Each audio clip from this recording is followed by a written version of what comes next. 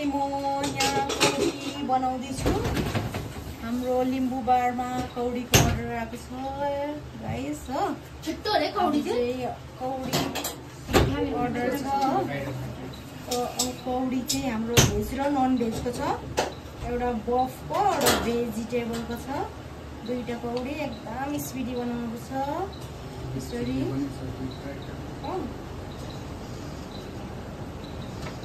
हाम्रो लिम्बू बारमा चाहिँ सबै local food, local drink, local नै आइटम पाउँछ। त्यहाँनिर घरेलु टाइपको खानाहरू पाउँछ। हाम्रोमा कौडीदेखि लिएर सबै एभाइलेबल छ। लिम्बू बार 100% लोकल नै हो। हाम्रो अर्ग्यानिक फुडहरू हुन्छ। तपाईँको खानामा ढिँडोहरूदेखि लिएर सबै हुन्छ। अनि कौडीहरू पनि हुन्छ। हाम्रोमा सब एभाइलेबल छ। मुला, सेकुवा सबै एभाइलेबल छ। कौडी पकाउनु आँटेको यसरी कम्ती तेल लाग्यो हो। यहाँनिर काटेको छ टमाटर, गाजर, हरियो साग, क्याप्सिकम अलिकति अनि लसुन उयो गरेको हो। यसरी कम्ती तेलमा अन्त चाहिँ सबै अर्ग्यानिक हुन्छ।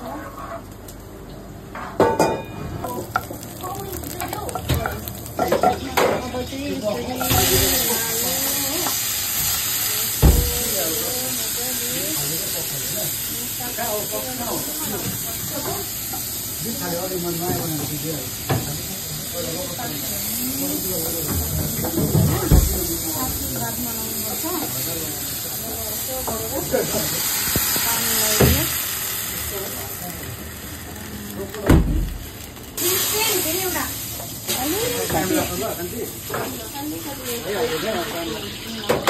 त्यसको लागि अब चाहिँ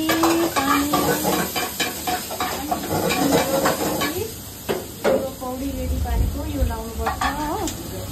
लगाइदियो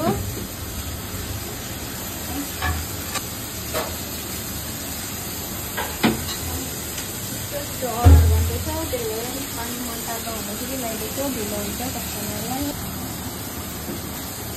बनाइदियो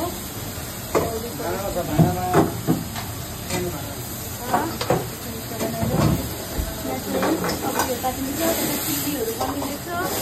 त्यो राइस स्टिम हुँदैछ हो।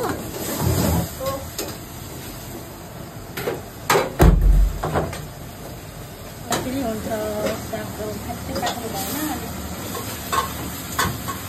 कम्ती पाक्नु नै राम्रो देख्छ। भरियो देख्छ हो।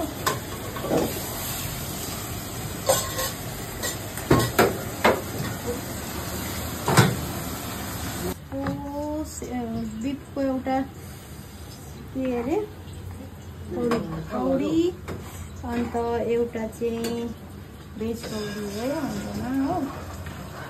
एउटा बफको कौडी एउटा भेज कौडी छ हाम्रोमा हो। त्यसरी सानो सानो मासु यसरी काट्नुपर्छ। यसलाई मजाले फ्राई गर्नुपर्छ हो। अन्त चाहिँ फ्राई गरेर मासु लाउनु चाहिँ दामी हुन्छ। हाम्रो यो कौडी पनि पाकिसक्यो। अब यसरी सर्भिस गर्नुपर्छ हामीले हो। यो चाहिँ भेज कौडी लाग्यो।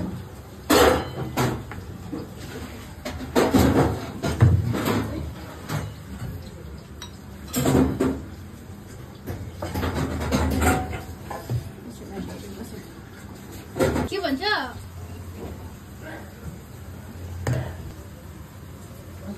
भेज कौडी हो।